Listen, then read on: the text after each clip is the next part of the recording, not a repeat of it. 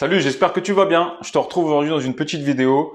De quoi on va parler aujourd'hui? Je voudrais te parler d'une chose. Faux, il n'y a pas de secret dans l'immobilier. Avant, si tu ne me connais pas, je m'appelle Mehdi Chirac. Je suis passé de 0 à 26 biens en moins de 10 ans avec un salaire de 2000 € à la SNCF. Je te laisse aller regarder les vidéos précédentes que j'ai fait sur mon parcours, etc. Et pourquoi aujourd'hui je suis légitime pour te parler? Parce que je t'emmène avec moi dans mes biens. J'ai fait beaucoup de bons coups et j'ai fait beaucoup d'erreurs. Et crois-moi, la meilleure façon d'apprendre, c'est en faisant des erreurs. Ça a dû déjà t'arriver, toi, des situations où tu reçois « Eh, mais c'est quoi ça? Je dois payer ça? Mais pourquoi? Mais comment ?» Et ben du coup, tu creuses et tu cherches à comprendre. Et crois-moi que l'erreur, tu la refais plus. Donc du coup, ensuite, je me suis formé, j'ai assisté à beaucoup de séminaires sur la fiscalité, j'ai lu des bouquins comme ça. Parce que crois-moi, quand tu fais des erreurs qui coûtent cher, c'est la meilleure façon d'apprendre. C'est comme si que demain, tu faisais par exemple 150 kilos et que du coup, aujourd'hui, tu en fais 80, tu as perdu 70 kilos, tu te rappelles par toutes les étapes auxquelles tu es passé, comment ça a été dur, le sport que tu as fait, comment tu en as, excuse-moi du terme, pour en arriver là. C'est un peu pareil dans l'immobilier. Au début, j'ai fait plein de conneries, fiscalité, montage de ceci, mais pourquoi j'ai fait ça, mais j'aurais dû faire ça. Et au final, tu cherches, tu creuses et tu te forces à comprendre le mécanisme. Pourquoi j'ai fauté? Et c'est la meilleure façon d'apprendre. Alors pour moi, première des choses, il n'y a pas de secret, d'accord, un secret qui serait bien gardé, avec un vivier d'annonces et de biens à vendre que seuls quelques ultra VIP ont accès. Non. La première des choses qu'il faut dans une carrière d'investisseur, c'est la ténacité. La ténacité, c'est quoi? C'est déjà toi, aller visiter, passer à l'action, aller visiter. Alors, il faut te former, il faut savoir comment détecter une bonne affaire et savoir comment si tu fais une bonne affaire. Mais c'est la ténacité. Le fait de passer à l'action. Y aller, y aller. Tu sais, moi, j'ai dû visiter, je sais pas, hein, sincèrement, en 18 ans, 19 ans, je vais pas dire 1000 biens, mais 500 sûrs. Il y a aussi un réseau. Ça, c'est sûr, c'est la vérité. Il faut te créer un réseau d'agents immobiliers. Mais ce réseau-là d'agents immobiliers, etc., lui aussi dépend d'une chose. Il dépend des vendeurs, des propriétaires qui vont vendre. Et ça, tu vois, c'est aléatoire. Donc, personne ne peut te dire, tiens, j'ai tant de biens, super biens en stock là, qui vont bientôt sortir. C'est faux, c'est aléatoire. Il peut y en avoir 4 qui tombent dans la semaine, comme une pendant 2 mois. Et si je te parle de ça, justement, c'est pour en arriver sur les chasseurs immobiliers et qu'est-ce que je pense des chasseurs immobiliers. Récemment, il y a un chasseur immo qui m'a contacté. Donc, je te fais vite le topo, hein. Il me promettait entre 15 et on peut aller jusqu'à 30% de renta. Super, c'est où que je signe. Et finalement, quand on a discuté, qu'on a creusé un peu, alors il se base sur une location courte durée déjà. Donc, en admettant que tu loues 365 jours, d'accord. Ou alors sur une colocation avec des chambres où le prix il est un peu cher. Donc, quand on a discuté, que je lui ai dit que moi, non, je basais pas mon prévisionnel sur ça, etc. Forcément, la rentabilité, elle est tombée quand on a fait le calcul. Hein, parce que moi, j'aime bien de démontrer par A plus B. Je prétends pas tout connaître, mais juste je te démontre par A plus B que peut-être miser toute une rentabilité que tu vas me vendre, hein, puisque tu es un chasseur de biens, tu es en train de me vendre un produit avec une renta affichée à 15 et on peut monter jusqu'à 30, c'est normal que je te réponde un peu, qu'on discute. Et du coup, en lui disant que déjà sur quelle base, puisqu'il n'est pas de là-bas, hein, c'est un chasseur de biens qui chassait loin, sur quelle base il me promet cette rentabilité, quel chiffre, d'où il sort ces chiffres, et du coup en creusant un peu, bon déjà je commence à le gratter un peu, donc ça l'énervait, en creusant un peu, finalement, si on mettait sur un loyer classique longue durée, on arrivait à peine 7%.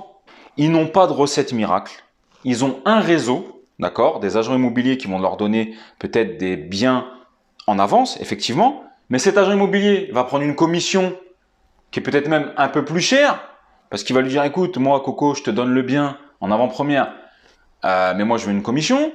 Le chasseur immo, il va prendre sa commission sur toi, et du coup, je pense que ce qu'ils se font, tu peux le faire. Sauf si tu as besoin d'un chasseur immo parce que tu n'as vraiment pas le temps, tu n'es pas formé, tu connais rien, tu veux pas te prendre la tête, et ça, c'est ton droit, d'accord? Même si c'est généralement ne pas se prendre la tête, même fiscalement, c'est toujours ce qui coûte le plus cher. Quand tu veux pas te prendre la tête fiscalement, hein, tu choisis le micro BIC ou l'abattement en U au micro foncier, et ça va vite, ça prend 30 secondes, mais par contre, derrière, c'est hyper cher. Alors peut-être que là, c'est pareil. Et si tu veux pas te prendre la tête, du coup, que tu n'as pas le temps et que tu veux passer par un chasseur immo, pourquoi pas? Je suis juste en train de dire que les rentas qu'ils affichent, c'est miser sur des locations courte durée, sur de la colocation avec tous les voyants ouverts et jamais de pépins. La plupart, quand tu creuses un peu et que tu commences à ramener des éléments, la renta, elle descend. Donc, je te dis pas que c'est tous des voleurs ou autres. Je te dis juste que, sincèrement, tu peux le faire tout seul. Tu peux, toi, te créer ton réseau. D'accord? J'apprends comment faire dans ma formation, etc. Sur notre groupe WhatsApp, on apprend comment faire. Tu peux déjà te créer ton réseau et tu peux, toi aussi, quand tu seras formé, savoir comment détecter une bonne affaire et savoir faire tout seul. Si vraiment, je te dis, tu n'as pas le temps et que tu veux vraiment passer par un chasseur IMO qui t'explique de A à Z, qui cherche pour toi, qui derrière peut-être chapeaute les travaux avec des entreprises, etc. Ok. Mais sinon, franchement, pour faire ce qu'ils font, je trouve qu'on peut le faire nous-mêmes. Je te répète, il n'y a pas d'annonce miracle, il n'y a pas d'annonce cachée, des biens cachés, spécialement pour les chasseurs IMO ou autres. C'est juste que il y a un facteur dedans, un facteur aléatoire qu'on appelle le facteur de la vie. Il y a des fois de la chance, tu vas tomber sur une succession qui se passe mal où tu vas pouvoir bien négocier. Tu vas regarder lundi, il n'y a rien. Tu vas regarder mardi, bim, il y a un bien qui est à vendre. Deux personnes qui divorcent, et ils n'en veulent plus, ils veulent s'en séparer. Et ça, c'est un vivier intarissable. D'accord? Il y a toujours malheureusement des décès, des successions, des divorces. Donc, c'est à toi d'être opérationnel. Et pour être opérationnel, il faut de la ténacité. Et qui dit de la ténacité, c'est aller visiter. Tu n'as pas forcément besoin de chasseur IMO qui va te prendre je ne sais pas combien. Pourquoi? Parce que déjà, moi, je t'explique. Si demain, je fais chasseur IMO, moi, je ne le fais pas. Je balance des annonces, on se balance des annonces sur mon groupe. Mais si demain, je trouve vraiment une affaire exceptionnelle, je vais la prendre pour moi. Je ne vais pas te mentir. Je vais la prendre pour moi. Ou alors, je vais la proposer à quelqu'un de mon cercle très proche. Si c'est une super affaire, je préfère la prendre pour moi que de gagner 10 000 euros. Donc, c'est pareil les chasseurs IMO. Faut pas croire. S'ils ont l'affaire du siècle, même les agents immobiliers, ils vont déjà la proposer. Ils vont déjà voir pour eux. Puis ils vont déjà la proposer à leur premier cercle, voire le deuxième. Et après, ils vont dire, tiens, j'ai un client qui cherche. Il n'y a pas de mystère. Si c'est l'affaire du siècle, elle passera en priorité dans nos mains, nous investisseurs ou chasseurs IMO. Ce qu'ils te proposent, c'est ce que eux, finalement, ils veulent pas prendre. Alors, ça reste peut-être une bonne affaire, une affaire moyenne. Mais pourquoi tu le prends pas? Ils vont te dire, ouais, mais je peux pas parce que je suis déjà endetté là-bas. Je sais pas, moi, une super affaire, je trouverai le moyen de la prendre. Il n'y a pas de vivier, il n'y a pas d'annonce, il n'y a pas de recette miracle, il n'y a pas de secret dans l'immobilier. Il faut savoir faire.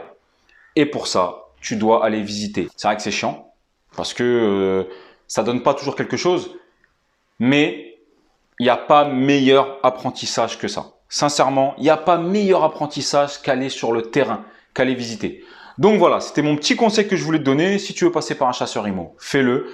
Mais ne te dis pas, tiens, je vais avoir accès à des annonces supersoniques, cachées, que personne n'a accès. C'est faux, ils font comme toi, ils cherchent, ils ont un réseau. Ouais, tiens, je viens de rentrer ça.